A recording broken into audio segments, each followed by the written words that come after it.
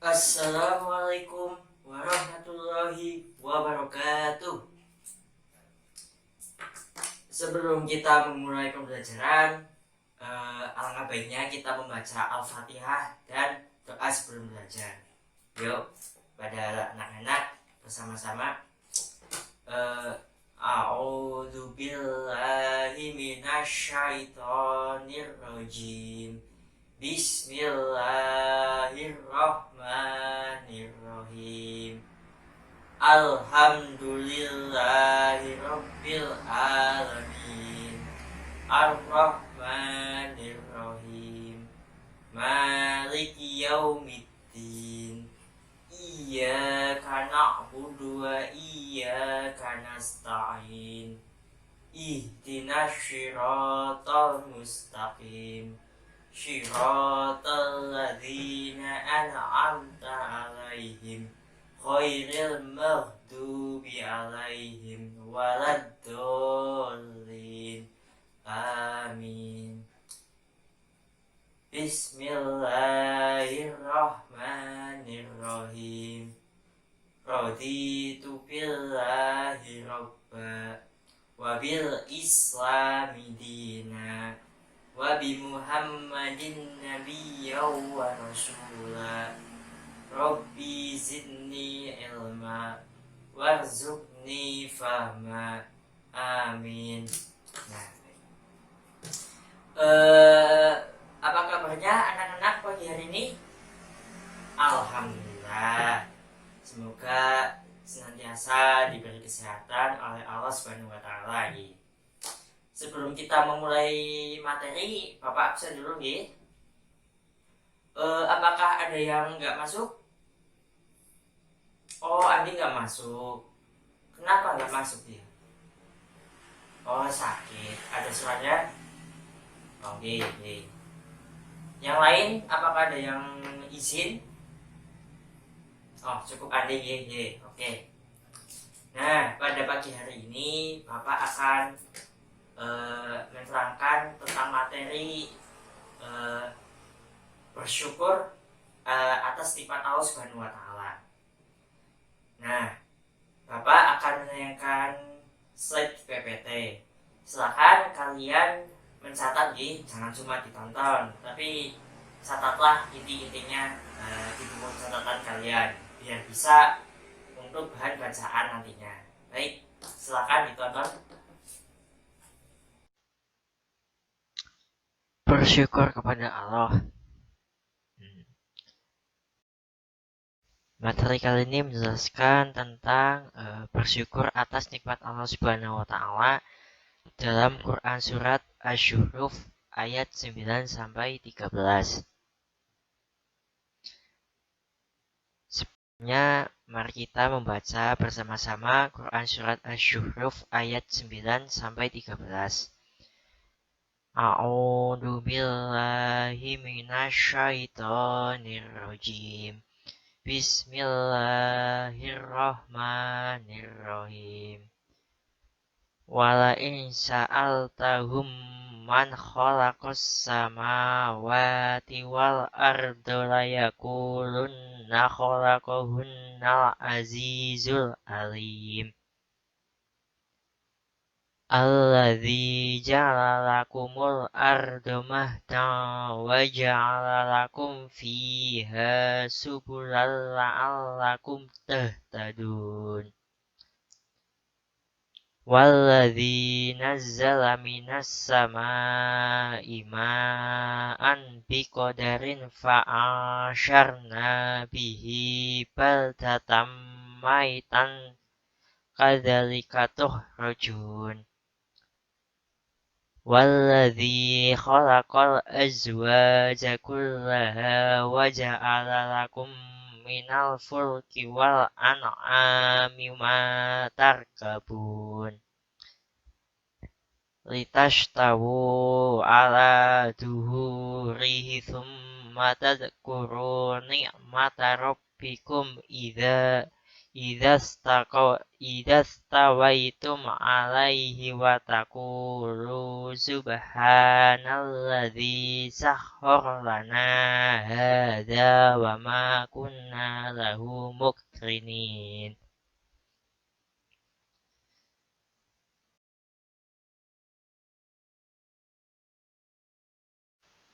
Lalu terjemahan dari Asy-Syu'ara ayat 9 sampai 13. Dan sungguh jika kamu tanyakan kepada mereka, siapakah yang menciptakan langit dan bumi? Niscaya mereka akan menjawab, semuanya diciptakan oleh yang Maha Perkasa lagi Maha Mengetahui. Yang menjadikan bumi untuk kamu sebagai tempat menetap, dan Dia membuat jalan-jalan di atas bumi untuk kamu supaya kamu mendapat petunjuk. Dan yang menurunkan air dari langit menurut kadar yang diperlukan, lalu kami hidupkan dengan air itu negeri yang mati, seperti itulah kamu akan dikeluarkan dari dalam kubur. Dan yang kamu menciptakan semua yang berpasang-pasangan, dan menjadikan untukmu kapal dan binatang ternak yang kamu tunggangi. Supaya kamu duduk di atas punggungnya, kemudian kamu ingat nikmat Tuhanmu apabila kamu telah duduk di atasnya, dan supaya kamu mengucap, Maha Suci Tuhan yang telah menundukkan semua ini bagi kami, padahal kami sebelumnya tidak mampu menguasainya. Penjelasan ayat tentang Quran Surat Asy-Syu'ara ayat 9 sampai 13. Semua sumber daya alam yang ada merupakan rezeki dan nikmat dari Allah Subhanahu wa taala yang tak terhitung nilainya dan dikaruniakan Allah Subhanahu wa taala kepada manusia. Oleh karena itu, manusia seharusnya pandai mensyukurinya. Dan salah satu bentuk mensyukuri nikmat Allah Subhanahu wa taala adalah dengan beribadah kepadanya, memelihara alam dan tidak merusaknya. Pada ayat 9, Allah Subhanahu wa taala menerangkan kepada Nabi Muhammad SAW bahwa jika orang-orang musyrik ditanya, siapakah yang menciptakan langit dan bumi? Niscaya mereka akan menjawab, Allah Subhanahu wa taala yang menciptakan langit dan bumi. Mereka sebenarnya mengakui Allah Subhanahu wa taala, tetapi karena sombong, hasud, dan dengki, mereka tetap musyrik kepada Allah Subhanahu wa taala. Allah Subhanahu wa taala juga menyebut secara umum penciptaannya, yaitu langit dan bumi. Pada ayat 10, Allah Subhanahu wa taala merinci sebagian dari kehebatan ciptaannya sambil mengarahkannya kepada manusia, khususnya kepada orang yang mengingkarinya. Firman Allah Subhanahu wa taala, Dialah yang menciptakan bumi itu dan menjadikan untuk kamu bumi sebagai tempat yang mantap dan nyaman, tidak goyang atau oleng, agar kamu dapat tinggal menetap dengan aneka kemudahan yang dapat mengantar kepada kenyamanan hidup kamu. Dan Dia membuat dan menganugerahkan kamu potensi untuk berjalan-jalan di bumi ini, supaya kamu mengetahui arah dan mendapat petunjuk arah yang kamu kehendaki, baik untuk kepentingan hidup, ekonomi, dan perdagangan. Pada ayat 11, Allah Subhanahu wa taala yang Maha Perkasa dan Maha Mengetahui itu yang menurunkan secara pengasur dan sedikit demi sedikit air hujan dari langit menurut kadar yang diperlukan untuk minuman dan binatang serta pengairan tumbuh-tumbuhan. Lalu kami hidupkan dengan curahan air tersebut daerah tandus yang mati, yang sebelumnya tidak ditumbuhi pepohonan. Seperti itulah Allah Subhanahu wa taala, kuasa menghidupkan sesuatu yang mati dan mengeluarkan kamu dari dalam kubur dengan amat mudah. Air hujan terjadi karena tidak samanya tekanan udara di permukaan bumi akibat adanya gunung-gunung. Hal ini menyebabkan aliran udara berupa tiupan angin membawa kabut gas awan ke tempat-tempat yang tekanan udaranya lebih rendah. Kumpulan awan akan terus memadat dan suatu saat mengalami kondensasi atau pengembunan. Dan airnya jika sudah mencapai titik jenuh, maka menjadi apa yang disebut dengan hujan. Turunnya hujan ke permukaan bumi berlangsung jutaan tahun dan terbentuklah sungai-sungai, danau-danau, dan lautan yang merupakan reservoir air. Di samping unsur-unsur gas yang mencair menjadi air hujan, terkikis atau terlarut pula garam-garam dan mineral bersama air hujan, dan akhirnya terkumpul di lautan. Gas yang terlarut dalam air di laut antara lain CH4, NH3, CO2, dan HCN, serta ditambah dengan garam-garam tanah dan mineral yang konsentrasinya makin meningkat dalam air laut. Air laut yang mengandung bahan-bahan kimia dalam konsentrasi tinggi itu terjadilah reaksi-reaksi kimia membentuk berbagai senyawa antara lain karbonat, asam amino, asam lemak, gliserin, basa nitrogen, adenosine, fosfat, polisakaraida, lemak, dan asam nukleat. Air yang mengandung senyawa tersebut ternyata dibutuhkan oleh tumbuhan. Pembentukan senyawa-senyawa tersebut berlangsung sesuai dengan hukum alam atau sunatullah. Pada ayat 12 dan 13 masih melanjutkan pembicaraan tentang bukti-bukti kekuasaan Allah Subhanahu wa taala pada macam pasangan. Ayat ini seolah-olah menyatakan Allah Subhanahu wa taala juga menciptakan makhluk semuanya berpasang-pasangan. Tidak ada ciptaannya yang tidak berpasang-pasangan. Itu karena semua terdapat kekurangan dan hanya dapat mencapai kesempurnaan jika menemukan pasangannya. Hanya Allah Subhanahu wa taala Sang Pencipta itu yang Maha Esa tanpa pasangan. Ayat tersebut diuraikan penciptaan segalanya. Allah menentukan untuk kamu semua kapal di lautan dan semua binatang ternak yang kamu kendarai dan nikmati di daratan. Itu dilakukannya supaya kamu selalu dapat mengendarai dan duduk di atas punggung-punggungnya dengan tenang dan mantap. Lalu kamu mengingat dengan pikiran sehat dan hati nurani kamu atas nikmat Tuhan. Zat yang menundukkan kendaraan itu dan pemelihara kamu apabila kamu telah mantap berada di atasnya, dan supaya kamu mengucap dengan lidah kamu, sehingga bergabunglah hati, pikiran, dan lidah memuji kepada Allah Subhanahu wa taala. Sebagai pengakuan atas kelemahan kamu mengendalikan dan menguasainya, dengan menyatakan Maha Suci Tuhan, pemelihara kami, yang telah menundukkan bagi semua ini, padahal kami sebelumnya yakin sebelum Allah Subhanahu wa taala menganugerahkan potensi kepada kami untuk menundukkan bukanlah orang-orang yang mampu menguasainya. Dan sesungguhnya kami kepada Tuhan kami yang Maha Esa saja, tidak kepada selainnya. Kami adalah orang-orang yang sudah pasti akan kembali kepada Allah Subhanahu wa taala, Sang Pencipta.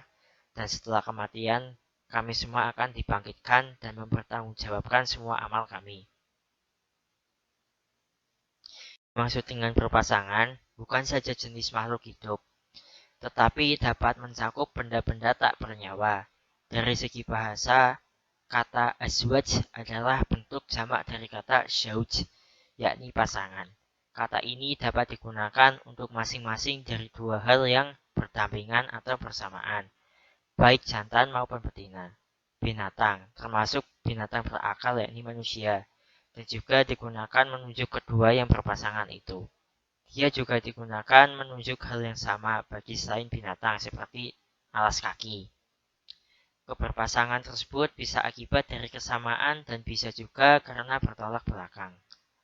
Dengan ditunjukkannya ciptaan Allah Subhanahu wa taala yang disebutkan dalam ayat-ayat tersebut, hendaknya manusia mensyukuri nikmat Allah Subhanahu wa taala yang tidak dapat dihitung banyaknya.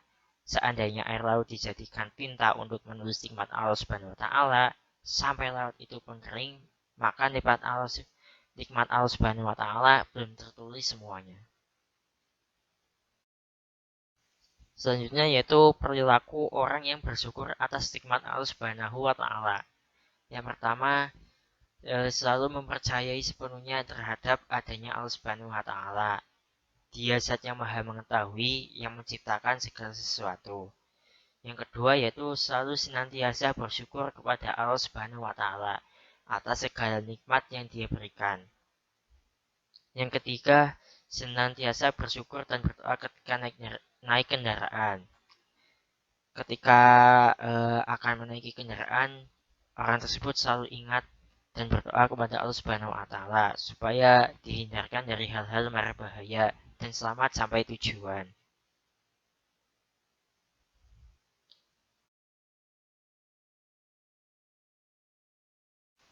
Kesimpulannya yaitu Allah Subhanahu wa taala telah melimpahkan bermacam-macam nikmat dan ciptaannya yang dikaruniakan kepada hambanya, antara lain menjadikan bumi sebagai hamparan, menjadikan jalan-jalan di muka bumi ini untuk memperlancar perhubungan, menurunkan hujan untuk menghidupkan tanah yang tandus menjadi subur, menjadikan makhluk yang berjodoh-jodoh, dan lain sebagainya. Allah Subhanahu wa taala memberikan tuntunan kepada manusia ketika di atas kendaraan hendaknya bersyukur dan mengenang nikmat Allah Subhanahu wa taala yang telah dikaruniakan kepada manusia. Kita diberi tuntunan oleh Allah Subhanahu wa taala bahwa dalam hal rezeki hanya kepada Allah Subhanahu wa taala lah kita memohon.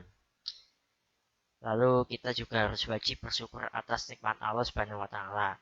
Sebab kelak di akhirat akan dimintai pertanggungjawaban terhadap nikmat tersebut.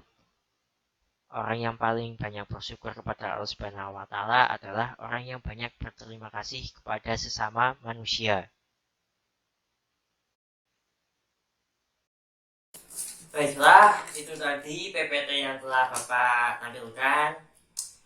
Dari penjelasan materi di PPT tersebut, apakah ada yang kurang jelas, anak-anak?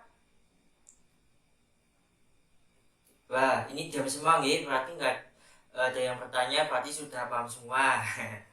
Nah, jika sudah paham semua, Bapak kasih tugas buat kalian. Silakan bagi menjadi 4 kelompok di kelas 1 kelas ini. Lalu kalian diskusikan tentang materi yang telah Bapak sampaikan. Cukup dirangkum saja dalam 1 lembar kertas. Nanti silakan kalian tumpuk di meja Bapak nih. Nah, begitu. Cukup ya berarti untuk pertemuan pagi hari ini. Semoga kalian selalu diberi kesehatan, dimudahkan urusannya, diberi kesuksesan untuk kedepannya. Mari kita tutup pertemuan pada pagi hari ini dengan baca hamdalah dan doa bersama-sama. Alhamdulillahirabbil alamin.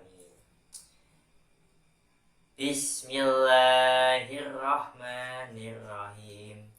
Wal ashri innal insana lafi husrin illalladzina amanu wa amilus sholihati wa tawasau bil haqqi wa tawasau bis sabr. Demikian yang Bapak sampaikan. Apabila ada kesalahan, Bapak mohon maaf yang sebesar-besarnya. Wabillahi taufiq wal hidayah. Wassalamualaikum warahmatullahi wabarakatuh.